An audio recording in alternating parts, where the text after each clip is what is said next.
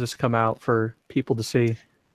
Yeah, we are live. So let me answer Hillary's question. This is coming at it over YouTube. So there's a link that was just tweeted out from Pixel Fondue. They could log into, if I did it right, log into the live stream. People found us last time and we didn't pre-announce or anything. So we'll see if some people show up here. And again, apologies. We did not, I did not pre-announce this. Again, just due to work reasons and sort of last minute get together. But that's fine. We'll put it up on the website and also put the audio up on SoundCloud. Seems like quite a few people listen to the audio as sort of just like they did with the old modcast. So what's we do have the same people as last time except Ellery. I don't believe Ellery Yeah, I was here wasn't here last time. No, I missed the Slack announcement and then found out about it after. I was like, oh, oops. That's no problem. So, Ellery, why don't you just take a second, just give us the Ellery elevator pitch and let us know what you do and where you're at. I am in lovely Tempe, Arizona, where it's something like 62 degrees right now and beautiful. I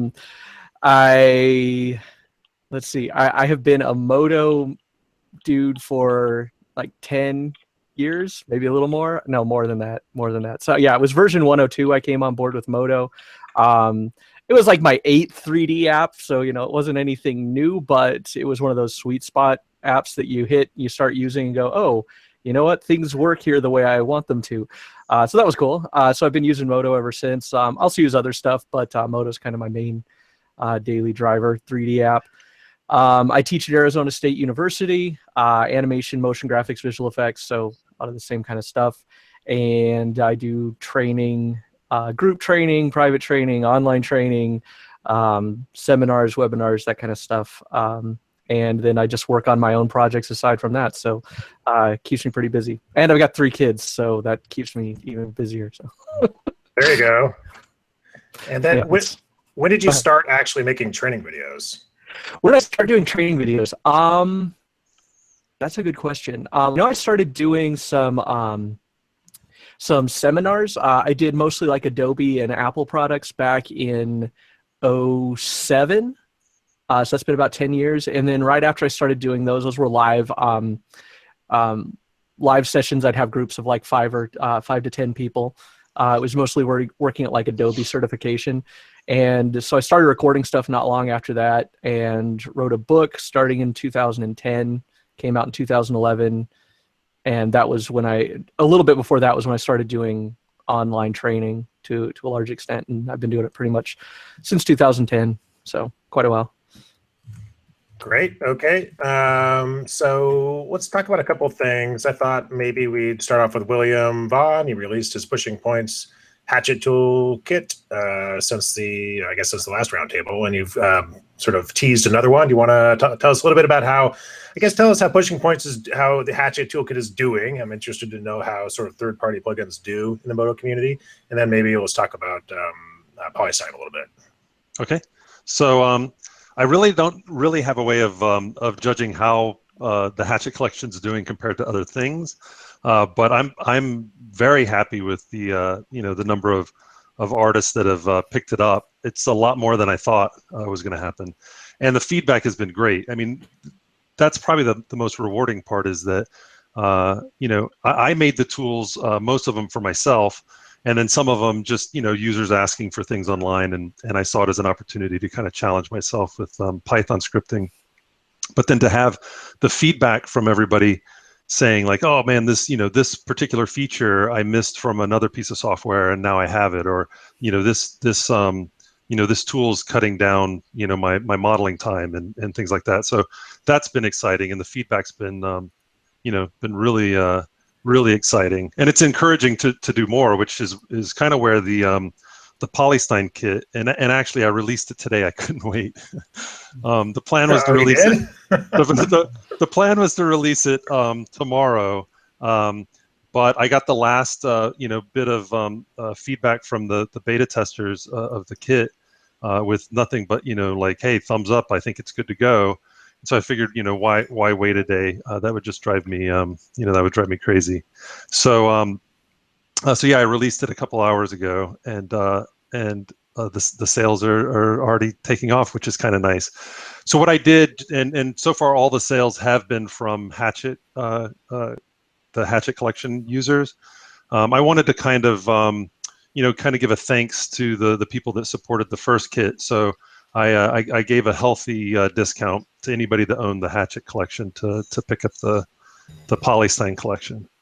But I'm really excited about the Polystyrene Collection because it started off as just a basic idea where I said, I'm going to make a tool that I think everybody would want, which is an ear tool. And the whole concept was it would make an ear for you, because everybody that I talk to, if they're character modelers, they usually hate modeling ears. And if they're not character modelers, they hate modeling ears.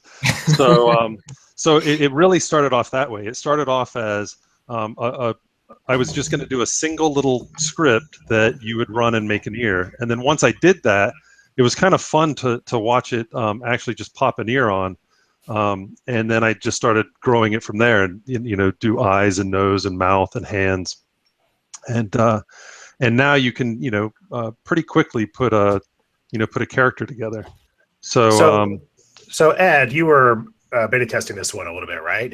And you're not really. Oh, you weren't. Have you played with it at all? I purchased it this morning. It's awesome. Oh, you did. Thank you. All right. So I was going to ask one thing. So cool. There's Adam. Hey, Adam, how you doing? Hey guys. Didn't know if Adam was jumping on today. No, I'm blown away by what William's been doing. It's so cool what he's doing. Thank you. I appreciate that. Yazin, so you've created a number of kits in the past for MODO, the Slick and the SESI kits. I guess what I want to put forth is it worthwhile for somebody to come forward like William and invest the time and make something for MODO? Yazin's the wrong person to ask that question. Yazin. So I'll answer. Quickly ask William. No. I'll answer this as openly as I can, because I mean, there's certain things I just don't know. I think one of the things that you'd want to concentrate on is most of these kits we create because we use them. I think that's the best way to go ahead, because one, you're vetting the tool from your perspective, not just building a tool for other people. So I use my own tools because I need them in my production pipeline. And I think that's the first benefit of that. Whether they're good or not, I have never,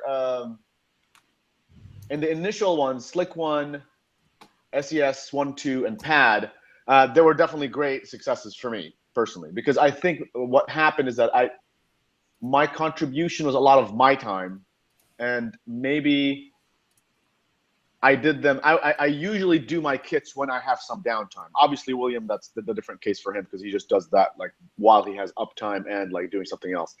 But for me, it's whenever I didn't have a production contract with a client, I would just take that time to look at the tools I use, kind of polish them up and make them into an actual kit.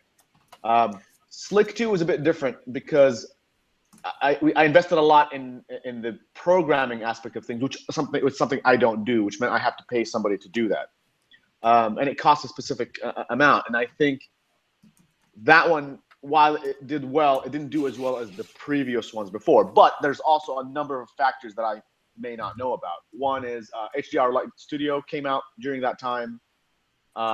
There's a lot of other renderers that came out at that time. There's V-Ray, Octane.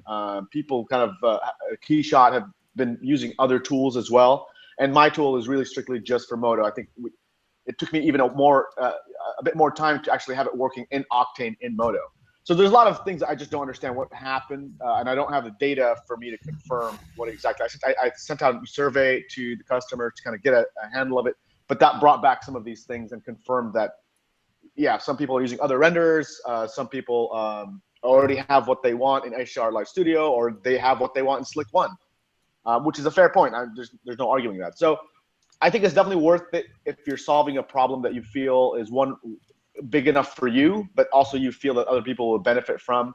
For me, Slick 2, it was for me more than anything in that I wanted a streamlined way to light things, because I do still use actual lights for some of the product shots, not just spherical environment maps, which is two different ways of lighting, and both are a good way of lighting. It's just that depends what the results are. Right. But that's it. I mean, that's That's as openly as I can get on the matter. Well, it seems like Adam, the same thing applies to you. Like you obviously use the tools you make. You're probably inspired to make them based on. Yeah, I mean, I started doing them because I wanted them for myself, and I had some downtime, like Yazin, because like I was in between projects, and so I just hammered out some stuff that I'd been meaning to do for myself for a long time. And I think that's definitely the way to do it, for multiple reasons, not just like profit motive, but because like you'll know them, like Yazin said, you're a domain expert in what you do, and so you should just focus on that.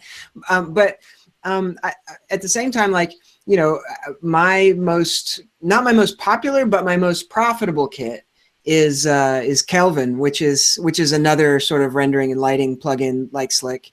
And I think a lot of success or failure comes from I guess your expectations and about like That's true. How you're planning to market it. Because I mean, for me, Slick is super cool, but when Slick 2 came out, like I didn't even know it came out till months later. And when I finally found out it came out, there's like one video with music over it, and I couldn't find any like details easily accessible to like show me what's so cool about this and why I should spend money on it.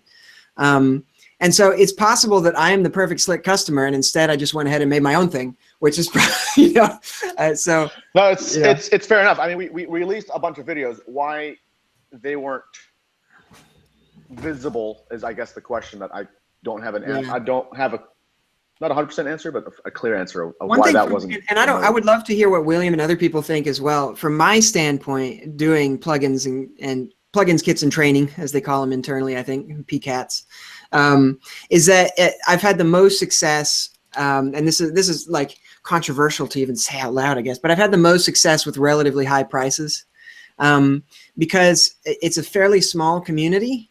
And so it's much easier for me as a small developer to deal with, say, $10, $100 customers versus $110 customers.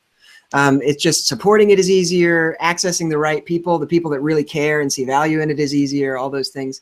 And so I would say that when you're talking about whether or not it's worth it financially, that plays into it. If you're hoping for a mass market, you know, charge $5 and sell 1,000 of them kit, MODO's never going to get you there. You're just not going to do that. Well, let me bring Ellery and Ed in on this a little bit. So Ed, you're coming at this from a sort of, as a customer perspective, like you mentioned, you bought William's kit earlier today. And Ellery, I know you work with a number of students who have done training for a while. Yeah.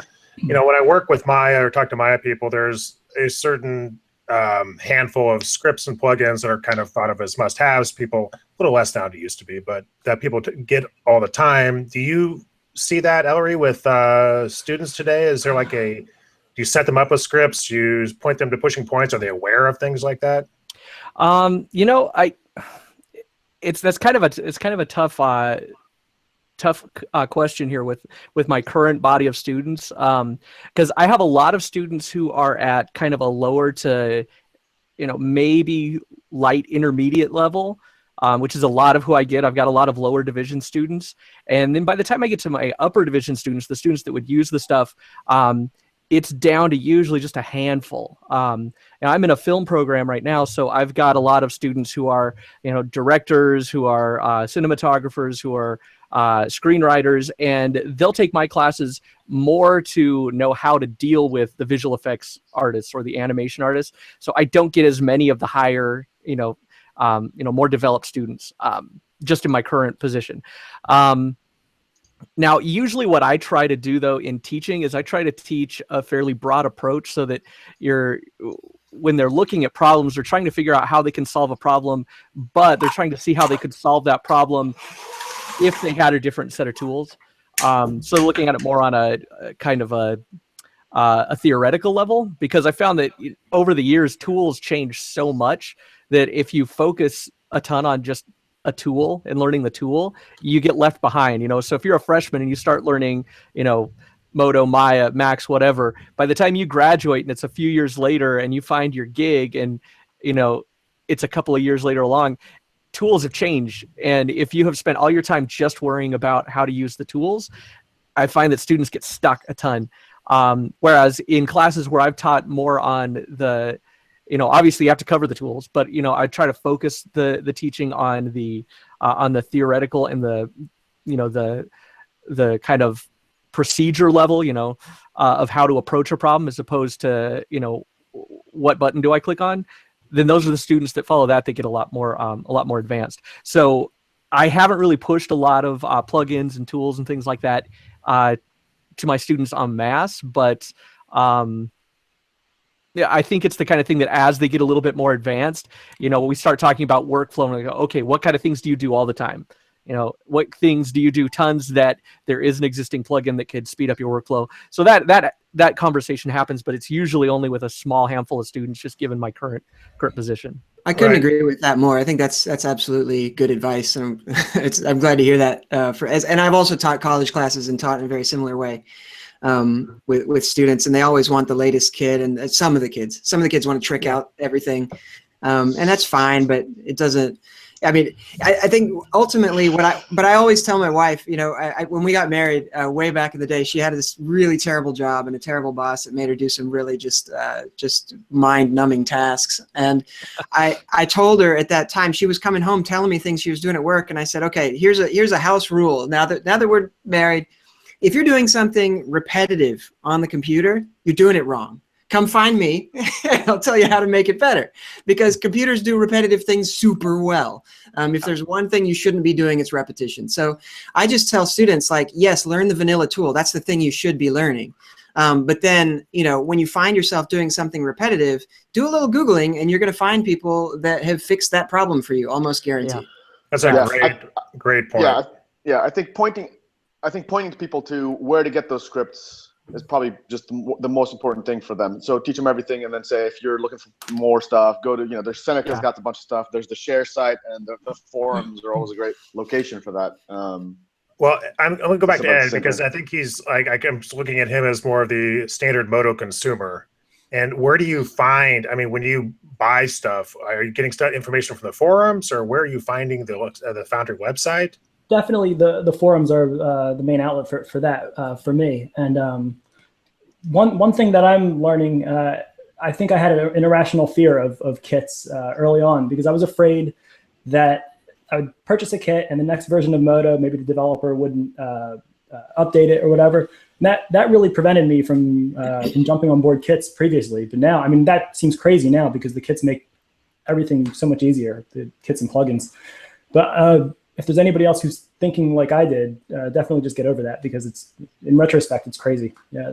Does anybody get news from the Foundry Facebook page? Because I know the forums are like, most of us have been visiting the forums for 10 years, but it seems to me maybe the attendance has gone down a bit with the advent of things like Slack and Facebook and other outlets. Do you guys, William, Adam, Yazan, do you guys market on Facebook, on the Facebook page, or anything like that? No, for me personally, no. Yeah, I'm not a Facebook person, so I hate Facebook with a visceral passion. However, there are tons and tons. There are 5,000 people or something on the Facebook. There's a lot of people group on it. Yeah. And so I've found it to be a really effective medium. So definitely, I thought for a while that the forums had died, and I was really sad. It seemed like the MODO community was kind of dead, whereas it used to be really vibrant and alive. And I found sort of by accident that actually that wasn't true. It's just decentralized now. It's not all on the forums anymore. Now it's on Facebook and Twitter and Slack, and you kind of have to go to all those places, which is inconvenient, but each has their own advantages as well. So, whatever. Yeah, there's quite a bit of activity on the MODO Slack group. I know the Skype group also. So Skype, I've got notifications on that one. Drives me nuts.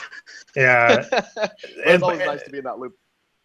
Speaking of all this, we are actually going to release a Pixel Fondue newsletter, so we will include stuff like links to tips from everybody.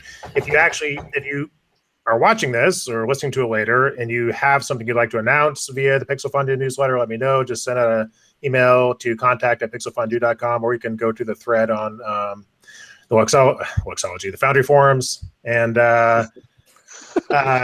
we have quite a few people who signed up for that. I know. Well, you know what? The preferences folder still says com.luxology. So you know what? I have pointed that out a number of times. I still type in luxology.com to get to the forums, and it still goes there. So it goes to the community site. So I've never had any reason to break that habit. So yeah, still works. Okay, so Well, I think one more thing on kits. I want to. I mean, I released in the last few weeks. I've been kind of rapidly sort of rolling out and updating this thing called Good Kitty for making kits. It's been a little bit developer focused, and it kind of will always continue to be. It's lately gotten a slightly more accessible feature for extracting your prefs and putting those into a kit so that you don't lose them every time you need to reset because of something. But the reason I bring that up is not to promote it so much as just to say that I know that I, for one, am a huge proponent of more people making more kits. I've tried to help whenever I can on when other people are thinking about releasing something. I always encourage them to do that. If you're a user listening who has something really cool to offer the community, get it. I would really encourage you to get it out there, because it not just because like I said, not just for the profit motive, but because it helps like build a community. It helps get more people excited about and interested in the possibilities of MODO. And MODO's spirit animal is customization. I mean, that's kind of one of the big things that we can do with this platform. So yeah, I think that the more people do it, it's better for everybody, and I'm happy to help anybody who's interested. Yeah, I just want to say, I mean, it was conversations with the Pixel Fondue crew, but mainly Adam that kind of encouraged me to release the Hatchet collection the way I did. Originally, I was just going to keep dumping scripts out there, but when Adam, you had said the same thing to me a few weeks back about how it'd be good for the community and that kind of stuff, and I loved that thought process. And the more I thought about it, the more I agreed. It's if more people are doing it, I think it's just going to build a stronger community, and that's what that's what has me continuing to think of other things that I can do as well. So thanks for that. I appreciate it. And you've been a big help as well, answering questions and that kind of thing. So let's. I'm going to switch topics. Let's jump into something that's a little more of a hot topic, I guess, and see if we can stir up the pot a little. NVIDIA recently released their Optics GPU rendering library, free for commercial use, which doesn't mean you can just download the software and all of a sudden you have iRay and MODO. There's obviously a bunch of development work that have to happen to make that work, but that possibility is there. It certainly would cut down on the work on that. So, when I saw that, and I also saw an announcement by Intel recently that their main pillars going forward are memory and cloud, and I think there was one other, mobile, not CPU. So you don't look for Intel to be releasing, making big jumps in something like a new i7. They basically came out and said they're not focused on that. So when I see that in combination with the NVIDIA's release of their platform for free, of course, I'm thinking maybe this is a good time to jump to GPU. I use both at Sabertooth and have for quite some time, but I always try to look 5 years ahead. So without really getting into a GPU versus CPU battle, why not? Because I don't want to distract the main question is because the CPU loses. That's why. That's right.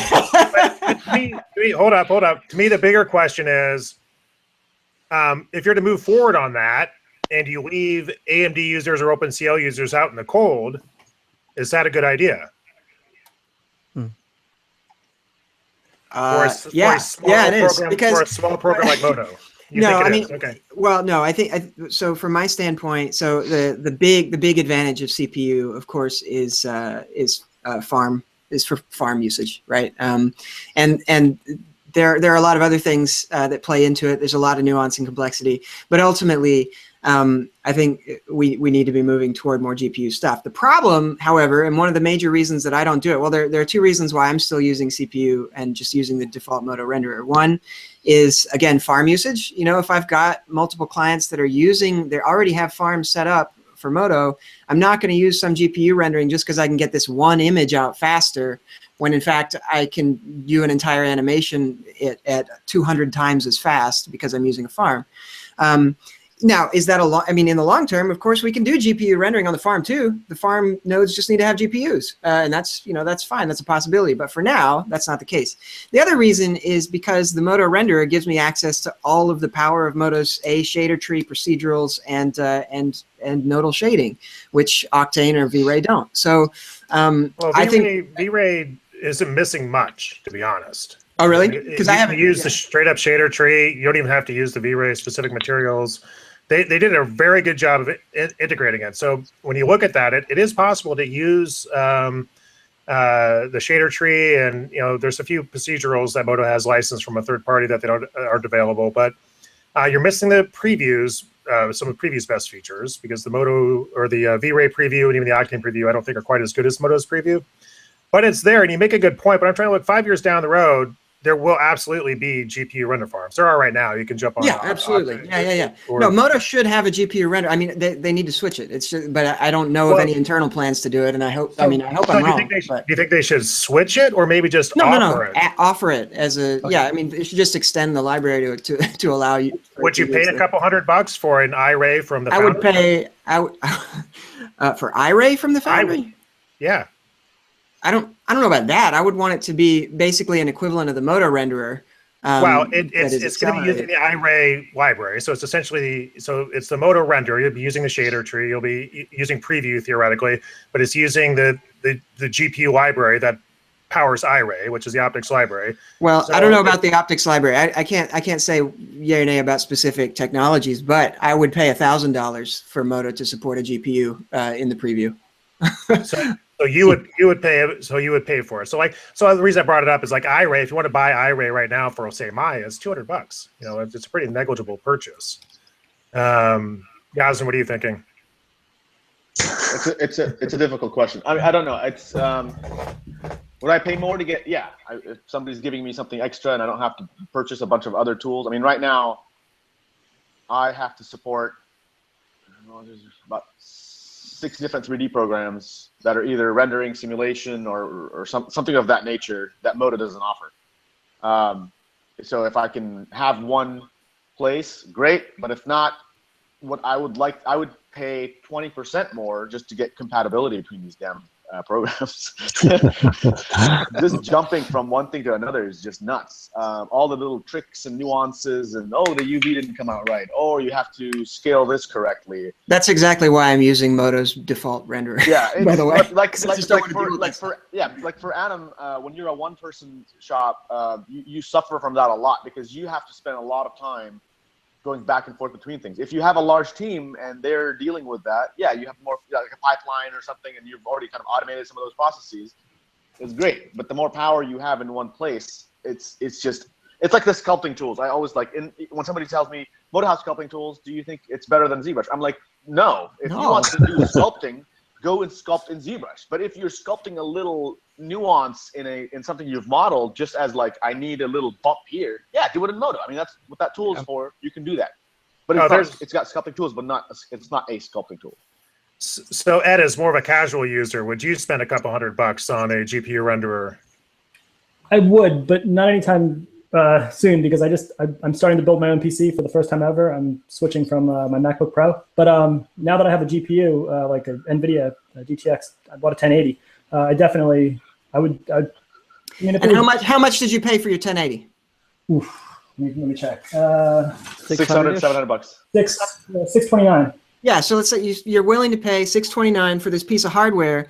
Any rational person who's doing that, or paying $1,000, $1,1200 for a Titan for that matter, would be willing to spend several $100s to get a piece of to make their software compatible with the hardware. I mean, of course you should spend the money. If you spent the money on the hardware, you should also buy the software. That's how I feel, and really GPUs have crossed that curve quite some time ago. I upgrade my computers to Sabertooth every 2 years. I don't sell old Xeons. I don't pry them out of a machine and sell them on eBay. But when I do buy new when I buy new Titans, I sell my old ones for more than half the cost of the original. And I don't have to rebuild a whole new machine. I just literally pop them out, pop them in, and it's done in 5 minutes. And if I want to, increase my render power just in the office, I can do that very easily. I still use cloud rendering. I was mentioning that before this the broadcast started, I had a 5,000 frame render over the weekend, all at 1080. You have to go to the cloud for that. So any sort of GPU offering would have to include some sort of cloud service, at least eventually, or pretty soon. Well, but that was why I was saying, and I don't know how this works under the hood, and that's why I was skeptical of iRay for MODO. My thought is, my ideal solution would be that somehow they figure out how to, thread the MODO renderer so that they can use GPU in GPU mode, but then when you want to send it to the farm, you can get an identical result via CPU or GPU or whatever. I don't know the technicalities of why that's not possible. I'm sure that there's some serious problem why that can't be done, but I mean, that would be the ideal thing. Yeah, I think V-Ray has been working on this for a while, so I think we use them as a standard. They have a pretty big staff. They've had a CPU renderer that's very popular. The GPU render has been catching up to it, but it's taken years, maybe 3 years, and it's still not all the way there. Obviously, they're putting time into it. I think that's probably the future of their renderer, and they've probably done the math on it. But like you said, I don't think it's easy. That's why I thought maybe the no, I would not. Yeah. If anybody NVIDIA thinks that it's easy, I certainly did not intend to. No. Yeah. No, my thought would be the NVIDIA offering would maybe be a shortcut. And if they offer that as not the standard render, not a replacement, you could still use MODO and render on a MacBook with the Radeon and GPU or the CPU. Right. Great. But if you want to spend a couple $100 and you get a pretty well production proven render, I use iRay. It's a decent renderer. And it works with all the standard MODO tools.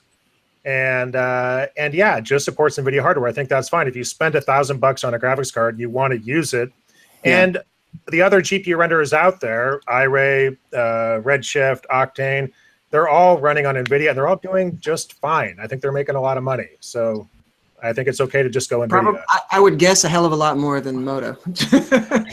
The only thing about that, though, is that and now with the upcoming architectures from AMD, I think we're going to see a lot more push from higher performance AMD cards, which then is going to cause a little bit more shift in the industry as far as sales go. So I don't know. I personally would like to see something that could use OpenCL or something that isn't going to box out AMD CPUs. Although I also hope that AMD pushing the envelope a little bit will cause NVIDIA to do the same. So, the competition could keep it up. But I would like to see AMD included on that. I use GTX cards myself, but I would like to see NVIDIA not be the only thing offered in that kind of a thing. So, and didn't Otoy release something recently, or maybe within the last couple months, where they wanted to have, I think, ATI support or Radeon support. I just don't know. I don't know. They sort of you got to take Otoy with a bit of a grain of salt until they actually deliver it. But they've abstracted CUDA essentially, so then they can put that on whatever platform, whether it's ATI, AMD, or I keep forgetting this. Yeah, I know. There's another actually a mobile chip maker that's going to make basically a ray tracing ASIC that should go pretty fast. Theoretically, we'll see. Alex, you are on live from Germany. You just popped in. What are you doing over there? So you use MODO, Maya, I think, and also Nuke. Yes. Would that be helpful to you? I know V-Ray is available for Nuke. Do you use V-Ray in both MODO and Nuke at all? Do any? No, not really. The only time I've really used V-Ray was in Maya. Not dabbled into V-Ray that much yet. No. Not that into V-Ray. So is it appealing to you though to use the same renderer in your compositor that you do in your 3D program?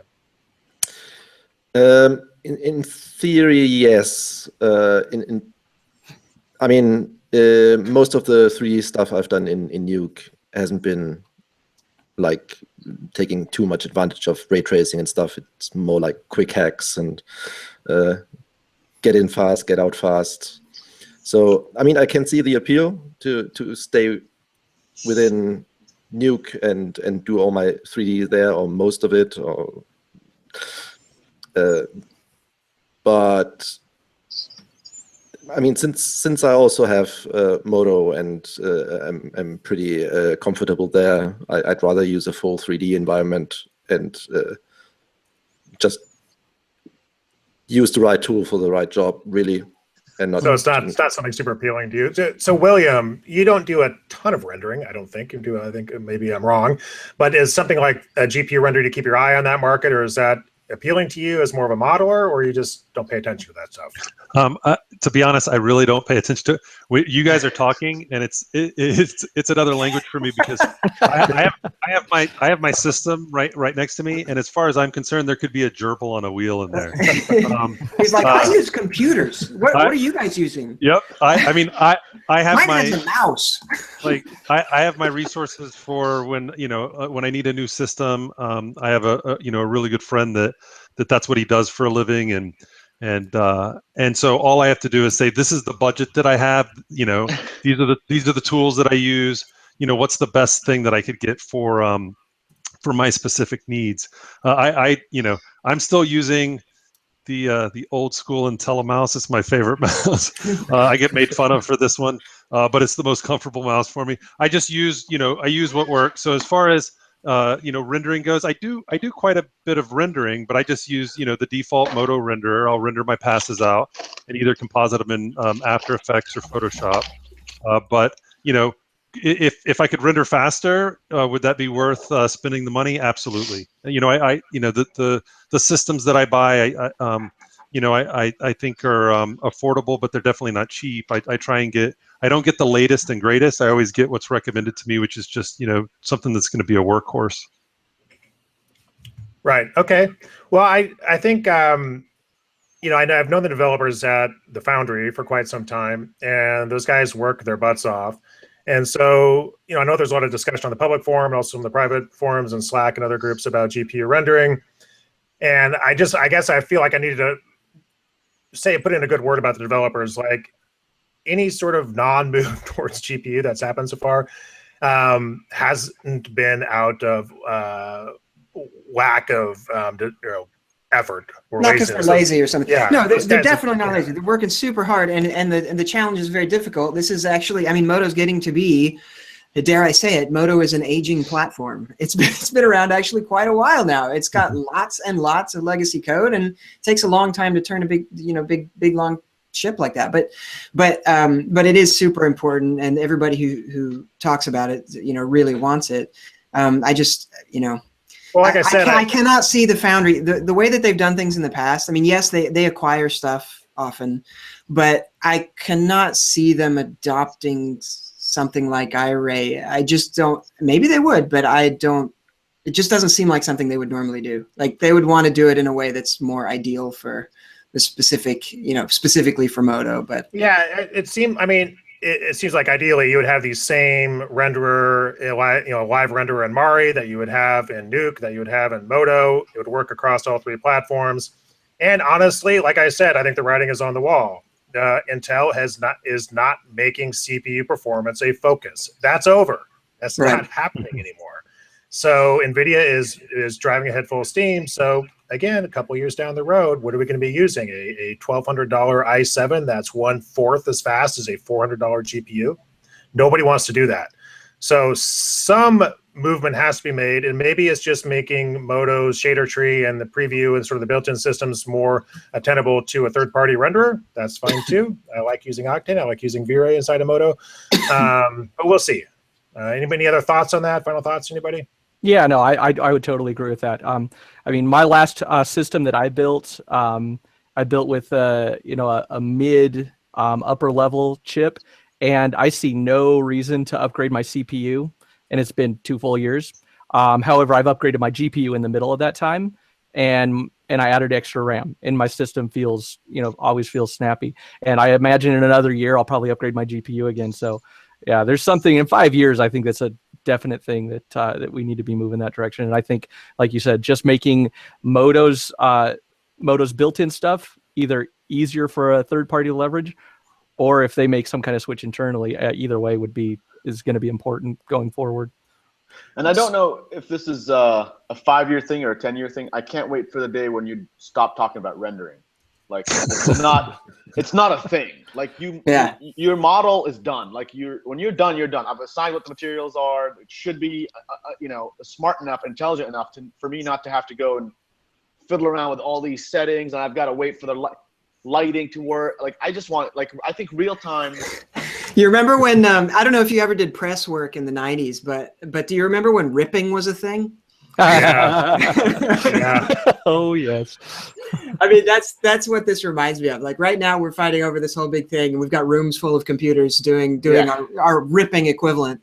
But yeah, I mean, ultimately, that's going to be negligible. Yeah, I mean, some of the real-time advances that we already have are already pretty good. But I do think that that's going to be. I think that's why the GPU also is going to kind of take over because I don't want to wait for a render. When I'm done my model, when I'm done with my model, I actually want to switch off my modeling view, and I get it, and I'm done. I know it may be kind of idealistic, but if it is an all-purpose excuse to tell your client, though, it's rendering. Yeah.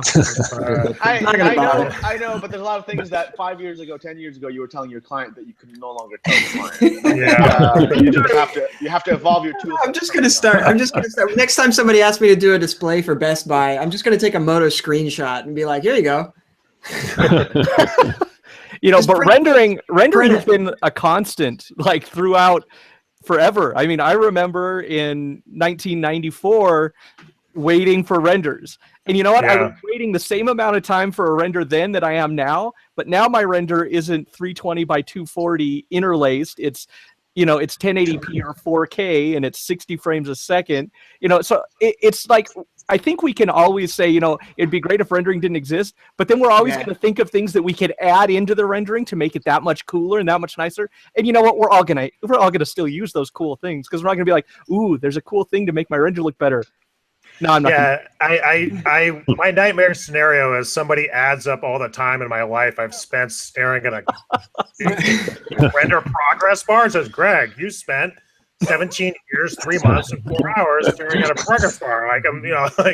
Yeah, there are people. I mean, I'm sure most people have heard this by now, but I mean, like this when you like study the history of commuting, people have always commuted for like half an hour to an hour, regardless of what transportation medium you have. So if you're taking a horse and buggy, it'll be a half an hour. Like everybody has always done that much commuting. And even if you have like a 200-mile-an-hour train in Japan, they still commute half an hour to an hour. It doesn't matter. That's interesting. So you just live farther. You can live farther away. You further away. Right. Yeah. Exactly. So it's the tolerable threshold, basically. Right. Exactly. That's what we hit. Right. So we're going to demand as much of our hardware as we can get in half an hour. That's basically what it comes down to. I think that's a good way of putting it. So I want to do 2 more topics before we take off here. One, this is a Wacom pen. How many of you guys use Wacom tablets? Yeah. We got Ed. Adam's got his pen. Yazin. William has a mouse from the 1980s. Ellery, do you do Wacom? Yeah, yep. Got the pen, right? Plus, you can point at your client with it.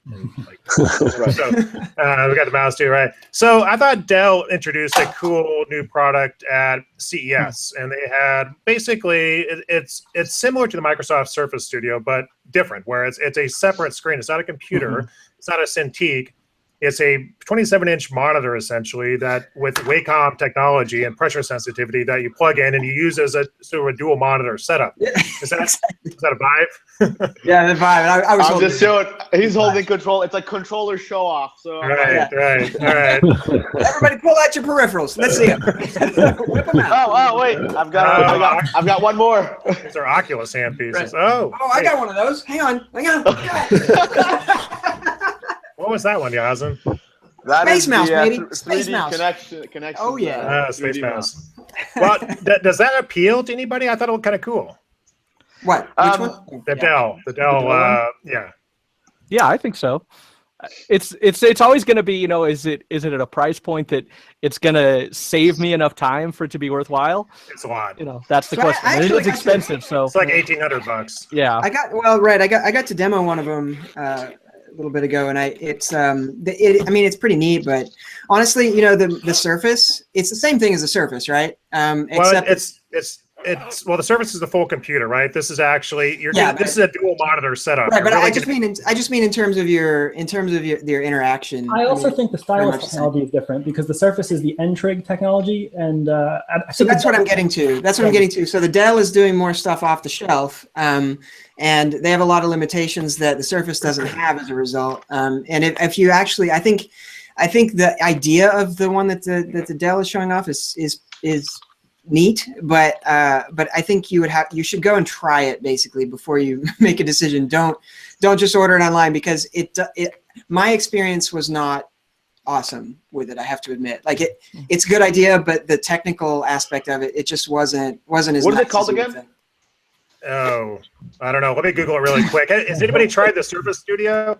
I have, yeah, and it was snappy. It was actually pretty nice. I'm hearing a lot of good things on the Microsoft front. Yeah. I haven't tried them, but the Surface, the Studio, I'm hearing that my concern was when I first tried the Microsoft equivalent of kind of even on the what do you call it, the iPad and the pencil, that the strokes were just not as good. But what I've heard so far is from people who do sketch and things like that, they're saying the Microsoft stuff is as good. The Surface one is pretty good. I don't know about better, but it was definitely good, and it gave me that feeling that you get from an Apple sketching Surface, where you feel sort of like the tool gets out of the way and you're actually sketching again. The Dell one did not give me that feeling. The Dell one was more like an old school Cintiq or something. It just felt kind of laggy. And the Dell one is called the Canvas, and I guess what appealed to me is you can cart it around your office and plug it into whatever computer you want. Where the Surface Studio is basically an awesome monitor plugged into a laptop with last year's technology. I just got a Skype message from somebody watching us who just said that Dell is a turd. Have they used it, or are they just going off of what they saw? They've used it. They've used yeah, it. you got to try it, man. He just said you all need to go do a try demo. the Surface Studio and see the light. So where do you Gustavo? Where do you try it? Like where? Trade shows. Trade shows. I guess that's where I tried them. I tried them in Vegas. Tried Dell. Actually in Vegas. That's exactly right. Yeah, I definitely give it a try. I mean, I applaud Dell's effort on the thing, and I really hope that because we need more competition in that space, and we need more great high-end sketching products. But my experience was not nearly the same, not nearly as good. Yeah. Okay, fair enough. Any other thoughts? Anybody else want to chime in on that? Everybody loves their Wacom, though, right?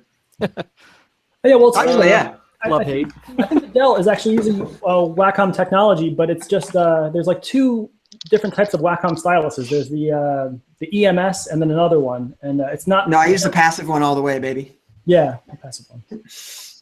Passive one, okay. Hey, just as an aside here, is anybody keeping tabs on the actual live stream window? Because I think there's a chat function there that I'm not exactly looking at.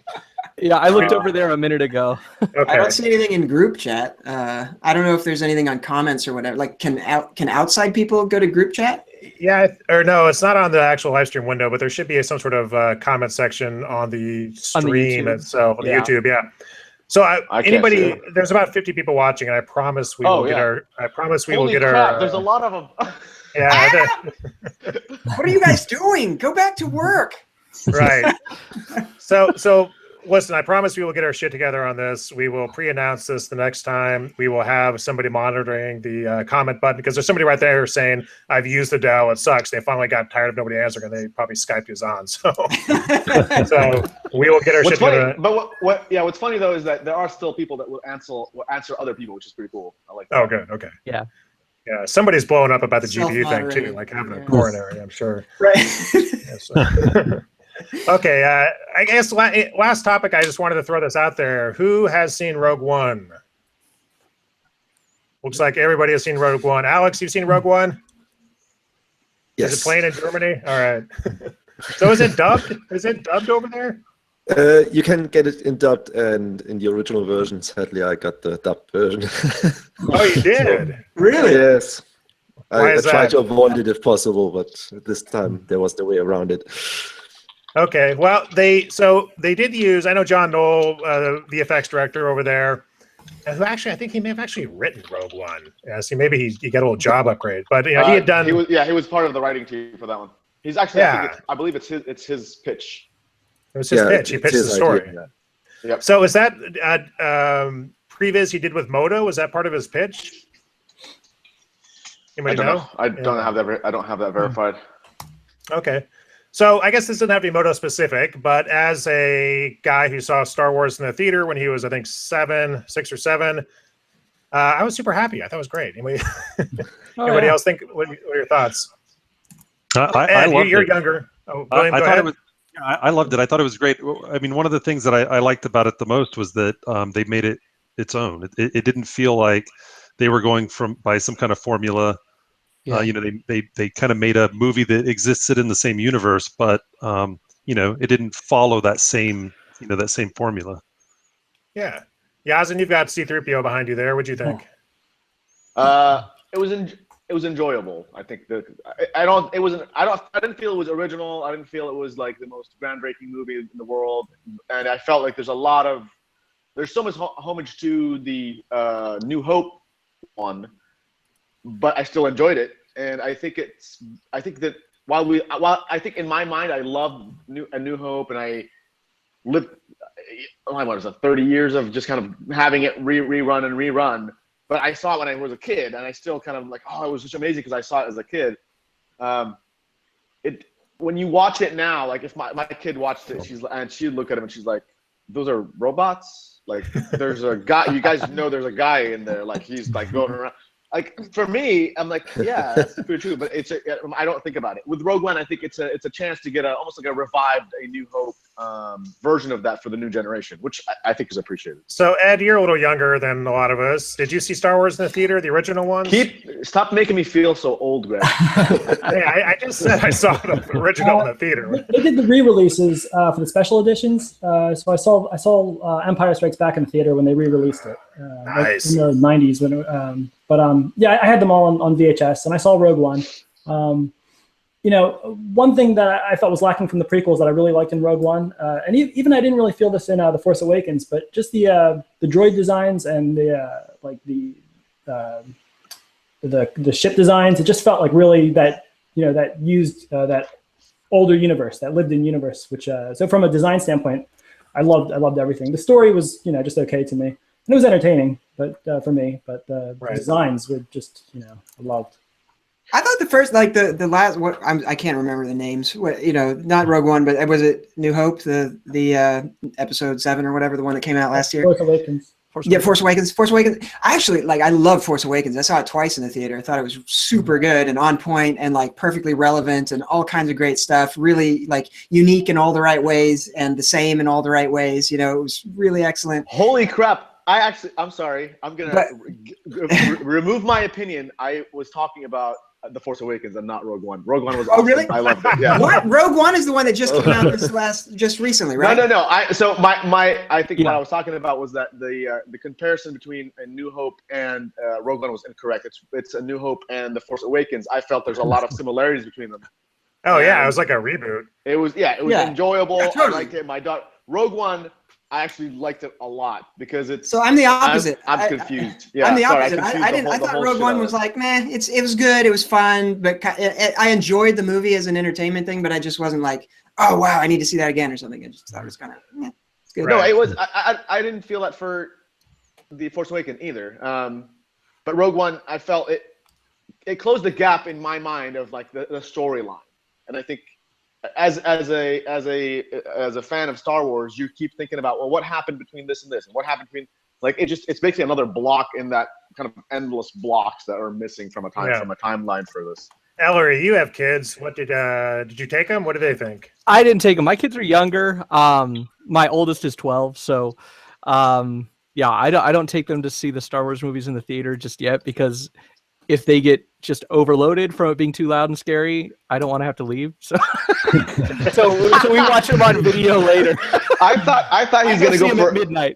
I thought it's going to be an unbelievable parenting tip, and it turns out no. I just want to see it without complaints. I thought that was an unbelievable parenting tip. I get my kids to bed and I go to the midnight showing while they're asleep, and then I get it on video. There you go. Oh, I do that. That's how I'll be seeing it the second time, and I'll be heading over at midnight. Yeah. All right. Any other thoughts on Rogue One? Ed, you'll go ahead and say something. Yeah, I was just wondering what everyone thought about like the digital actors, like Peter Cushing and I know Grand Moff. That's a great question. So here's my take on that. My kids who are 12 and 14 didn't realize. They asked me, "That guy's still alive?" About Tarkin. Really? So really? Really? And so my daughter's first reaction. Are your kids? That's so fake. Yeah, are your kids impaired in some way? No, they are not. But their first impression was like, I mean, obviously they thought something was a little up with them because they're asking like, that seems a little weird, right? But my own feeling was, that the story had to have those characters. You had to have Tarkin in it, and you had to have Leia. You didn't have to have Leia, and it was great to see Leia. I loved seeing Leia in it. That was my favorite part of the movie. I don't care what the 3D aspect was.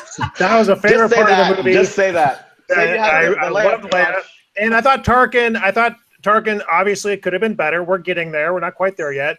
But the character was portrayed. To me, this is the interesting thing about Rogue One was the Empire seemed more human. Stormtroopers weren't just robots; they seemed human. There's a scene early on with a stormtrooper in before Jyn gets rescued where he's all dirty and he looks tired and he's just kind of on this transport, just like hating his job. And you're like, okay, the stormtroopers are real, and they made Tarkin in the Empire as though it was run by evil individuals, and Tarkin was evil, and he was taking over, and they were hiding the existence of the Death Star from the Empire, and it just seemed much more believable to me. And I'm glad he was in the show. Sketchy CG here and there or not, I think it was a gutsy move. So I've got a question for you. I feel they could have had a better execution on the 3D. I don't think it's a capability issue. I think it's a budgetary issue. I think it's budget. I just don't think they want to spend more money and effort on the same thing, because I've seen CG actors that look better than that. So if you there look were, at, go ahead. if you remember Davy Jones from Pirates of the Caribbean, while he's not human in nature, the face and the expressions were just phenomenal. Yeah. And that's the same team, and that's 10 or 12 years further along. It seemed like for my 10-year-old to notice it, I don't think that's a small deal. Well, see, I think if it's a budget issue, they should have just then done it in a different way, make him a hologram or something. Exactly. Like you could tell the same story, have the same character, but my problem is that, the Princess Leia scene, it was enough for just to see the camera behind her, or behind her. Yeah, And exactly. they could have delivered the line, and I would have been like, oh, okay, this is cool. This is leading up to, A New Hope. But or instead, just a medium shot, like a medium, it's like a farther right away shot. in her face. They could have put her in the shadows, like she was hiding or something. I don't know. This is really interesting. Like I remember when I was working in LA and teaching classes at VFX training studio, like a union house. I would bring up Jurassic Park, and there's Universal, like anybody older than a certain age would be like, blah, Jurassic Park destroyed the movie industry. It was really interesting. But anyway, one factoid about Jurassic Park is there's like less than 7 minutes of dinosaur footage in the whole thing. And it's just really intelligently done to where you get the feeling of the dinosaurs being there all the time without actually having to see them. And I just think there's so much you could do. I just thought what they did in Rogue One was really kind of ham-handedly done. Like they just did too much of it. Like it would have been all right if it'd been a little glance here and there and you'd worked it in a way that was convincing. I just thought that like these long straight shots on the guy's face, of course you're gonna pick it apart. Yeah, I agree, and I total agreement. It was too much, and you're right. It's funny if you watch Terminator 2. Again, there's probably about 4 minutes of CGI in that entire movie.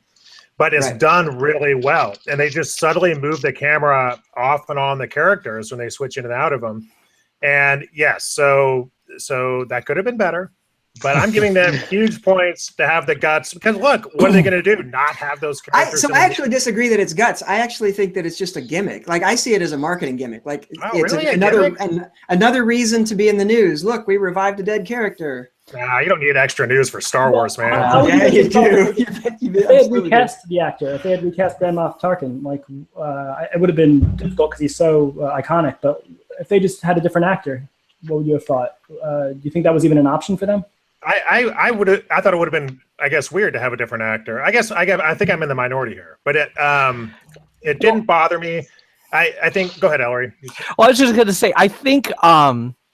I don't know. I think it's something that they need to just keep doing it, and it's going to get better and better. I think they need to keep doing it, but I think recasting him, I think that would have been a big mistake. I mean, so we had 50 viewers, and now we're down to 3, something like that. Wait, spoiler alert is all right. Spoiler alert. Okay, yeah, spoiler alert. So I think recasting him would have worked if it was 5 years before. But it's, literally, who knows? It's hours before. So it's not like, Yeah, so I mean, they could have gotten away with it if they hadn't had that whole lead in at the end. But yeah, with it, it just wouldn't have worked. And that's what I found myself asking in my head. When I first saw him on screen, I was like, that looks real similar age-wise. And so the whole time I'm thinking, how far before? How far before? How far before? Right up until the end. And I was like, oh, that far, not very far. Okay. Well, I think another interesting question is, I can't remember the actor's name who played Tarkin originally, but I would think that he would have had to, or his family maybe would have had to have given permission for his likeness. They did. So how does that work with, for instance, Carrie Fisher now? Obviously, Carrie Fisher died after the movie was made, but there's a digital replica of Carrie Fisher in existence. I'm sure Disney lawyers are all surrounding all that. I think they already don't you worry about that, Greg. So Ed, you're in the Screen Actors Guild, or are you not? Or you're? I am. So what are the thoughts among actors about? Is there some nervousness about digital replicas? I don't even think they're too aware of it, at least at the level that I'm working as. I don't think they even think about it really. I think they should probably, because digital doubles and digital actors, like it could be a real I don't want to sound too harsh, but it could be a threat to actors, even as like background actors, like extras. If you can simulate that with, I guess in Maya, like Massive, if you can just have Ed, that's the first task you need to go. Go get yourself scanned. Start selling yourself digitally now. Digital ad. Well, the other thing is what Yazam brought up was a pretty good point about Davy Jones. I'm wondering if maybe because he wasn't human, we were able to. The uncanny valley doesn't apply. I think that's the big thing. Yeah, but it's. I want to say I agree, except for the differences in the quality was not about. Let's put it this way. Go back and watch Pirates of the Caribbean again. Look at the facial nuances. But I'll tell you one thing, though. One of the things that they did when they were animating it, I think Hal Hickel was supervising animator on that one, was they had the motion performance capture of Bill Nye or something like that? Yeah.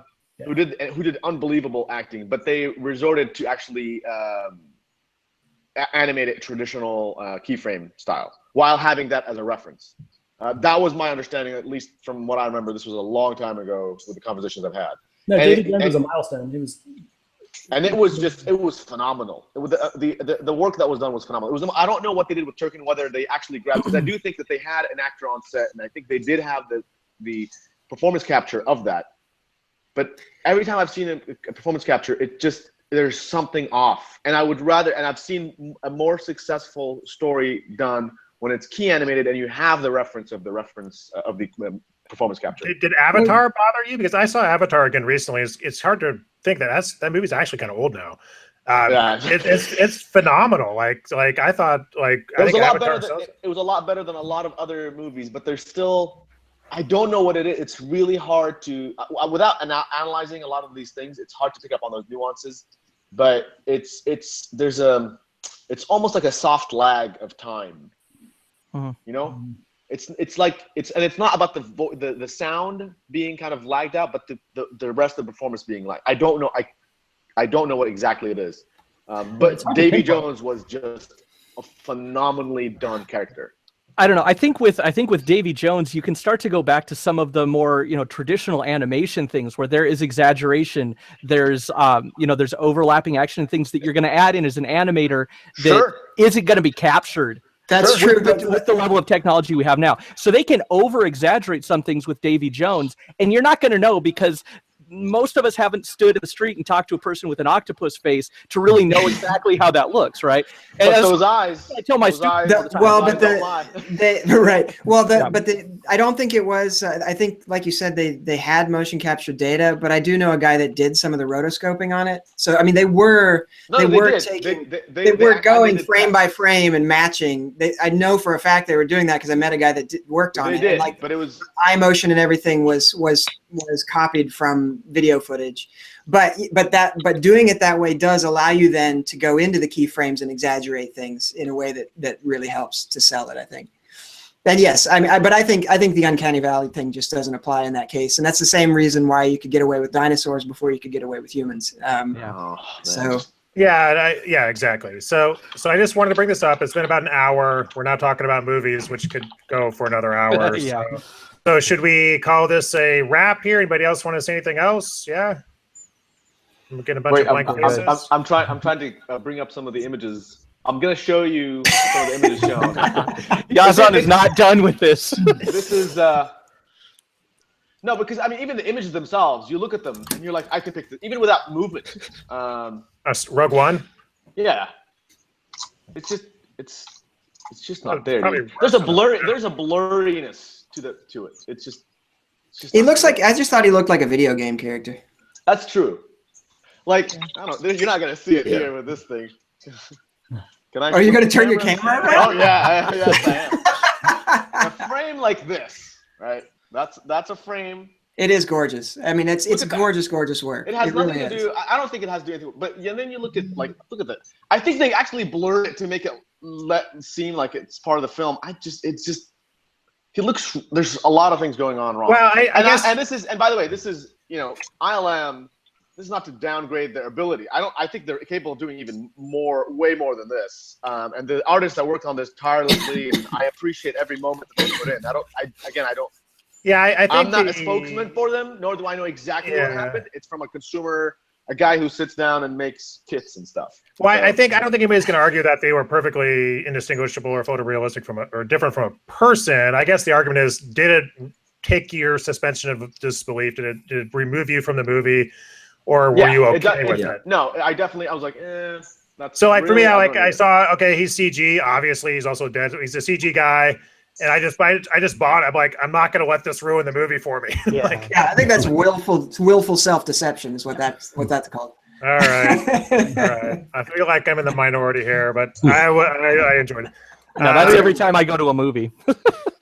Every time I go to a movie nowadays, I just got to go, okay, I turn it off. I'm going to enjoy the movie. Well, it's funny because your brain will actually, part of it is consistency. So with Avatar, the whole world is like that. So it's consistent. Everything is like that. Your brain is fine. If I'm even video game cutscenes, if I'm playing like The Witcher 3, it all computes in my brain. I'm not taking out like, oh, that character doesn't seem real, because it's consistent. If you're watching an animated film or anime, it's like if it's consistent, you're not taken out of it, right? And so I guess the issue with Rogue One was, holy crap, he doesn't look right.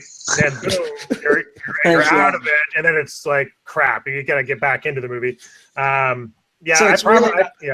Yazan thinks it's really about the ear hair. If you look at the hairs around the halo of the ear, that's really what sells it. But can you see? I mean, this is 2 frames from the 2 different movies. Do you guys, like, even without movement, is it not clear that the one on the right is not? Yeah, it is. It looks like a wax. He looks like a waxed, whatever you call it, wax museum. I don't know what it is. That was more like a color grading issue, honestly. Yeah. It could be. No, it's the texture of the skin. but There's it's something more- wrong with the skin. It's waxy. It's wrong. It's not right.